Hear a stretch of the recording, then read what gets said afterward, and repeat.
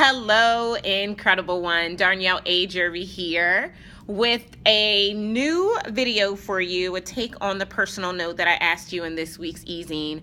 My question was quite simply this: do you ever question or wonder why you're doing all that you do? Right? And if you have, let me just tell you that I get it. I have done exactly the same thing. I made a decision. I want you to just think about the power of deciding, right? Emerson says, once you decide, all of the universe rearranges itself to give you what you decided. So I decided that if I'm going to build a business and I'm going to do this work and I'm going to travel the world and I'm going to do, write the books and speak in front of the audiences and coach the people and consult with this company, and if I'm going to do all of this stuff, it has to work for me. I have to love it. I have to enjoy it. I have to be well served by it. It can't just be about what I'm doing for other people, right? That was the decision that I made. And so it took me time to really turn the train around, or as I like to say, to kill the monster. I felt like my business had become a monster. And not a monster because it got big and it, was voluminous, but a monster because it wasn't serving me. It wasn't giving me what I needed to feel good about the work that I'm going to do. And if I'm being honest with you, if I'm going to be doing work and I'm not loving it, I might as well just go and get a job, right?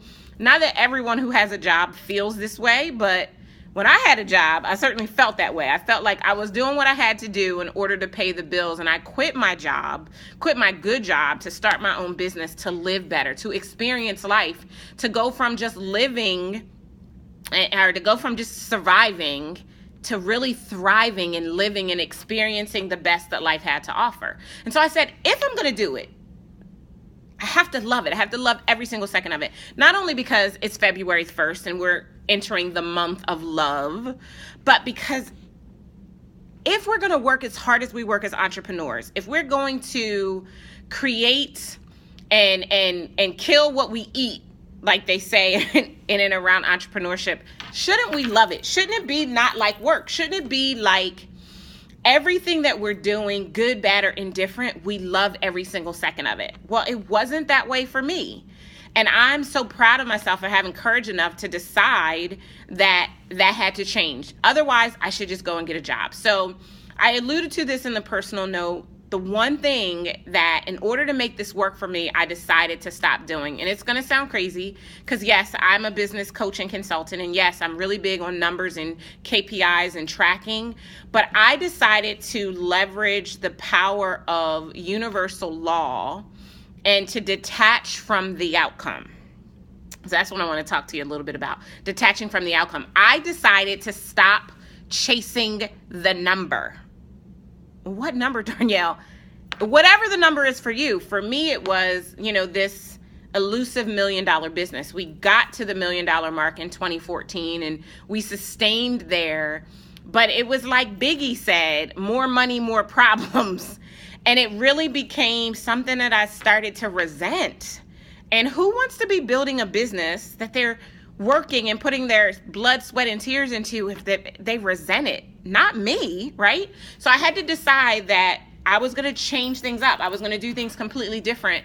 And among the things that I decided, the number one thing was to detach from the outcome and to stop chasing the number. And since I stopped chasing the number, let me talk to you a little bit about what has happened. Number one, I am so much more happier and joyous in my business. I truly do have a business that serves me. I'm making great money, like even better money than I was making when I was chasing the number, because there's some power in detaching from the outcome. It's like an element of faith, right? It's about trusting that when you're going to sit down, the chair is going to hold you, or when you go out to your car, the car is going to start. There's an element of trust that goes along with it. There has to be an element of trust in your business that says, if I do this work every single day, if I market, and depending upon where you are in the business building process, that could be anywhere from, 30 minutes to 4 hours a day marketing. When I market, if I'm going to do this, then it has to serve me. It has to yield me the results that I want, right? And so for me, by detaching from the outcome, by stopping to chase the number, I stopped chasing the number. Let me say that better. I stopped chasing the number, and what has happened has been absolutely amazing. So I want to continue this conversation with you, and I want you to join me over on the blog so that I can share some more insight into what happens when you detach from the outcome, when you stop chasing whatever it is that's causing the stress, the anxiety, the uneasiness, whatever it is that is not making you love every single second in your business. When you stop chasing that and instead start chasing more of what it is that you are wanting, you will open yourself up to this amazing amount of abundance, and you'll get into alignment. So this has been Darnell A. Jervy, just kind of pontificating, coming off the top of my head really, really quickly for you. New episodes of Incredible Factor TV return starting next week. We're back. Blake is back. Our annex are back. We're excited to take your questions. If you have questions for us, www.askdarnyelle.com, www.askdarnyelle.com. I will see you guys next time. Enjoy this week's easing. Know that I love you, and more than anything, I want you to be incredible. Take care.